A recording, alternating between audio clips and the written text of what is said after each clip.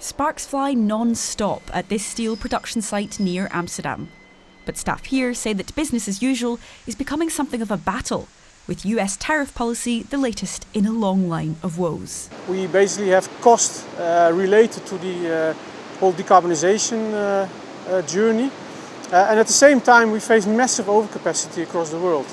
And basically, so it's a sort of a perfect storm. This high-grade steel is used for batteries, packaging and car parts. It's hard to produce elsewhere, meaning some US customers will keep coming. But the bigger fear is that more subsidised Asian metals end up in the European Union, as China looks for alternative markets amid flaring tensions with the US. That steel will be redirected, and with Europe being one of the only remaining open markets in the world, Europe is a likely target. If you have a lack of a level playing field, instead of innovation, you start cutting costs. You start basically, to get into survival mode. Energy prices in Europe also run much hotter than elsewhere. In this room, liquid steel is cast into slabs. The slabs come out at about 800 degrees Celsius or 1500 degrees Fahrenheit. And even from afar, you can really feel the heat on your face here. This Dutch plant says it's still optimistic.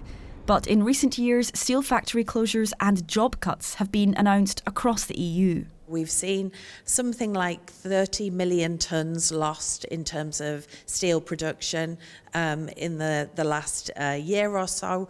And when we turn 30 million tonnes into steel workers' jobs, we're talking about the loss of thousands of jobs across Europe. Brussels says it stands ready to back up this strategic sector.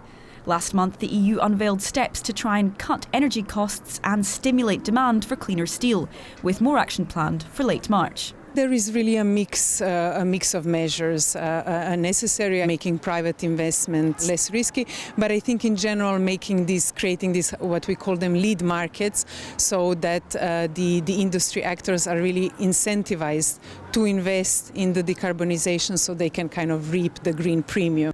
Though the EU insists this is in line with green promises, climate campaigners fear the bloc is backtracking on pledges to make polluters pay. Industry always says we're losing jobs because we can't compete with other countries with lower standards. And we would really not be happy with the EU participating in this race to the bottom rhetoric. Back at the Dutch steel plant, efforts to decarbonise are underway. But staff here say future-proofing an industry facing crisis now is no mean feat.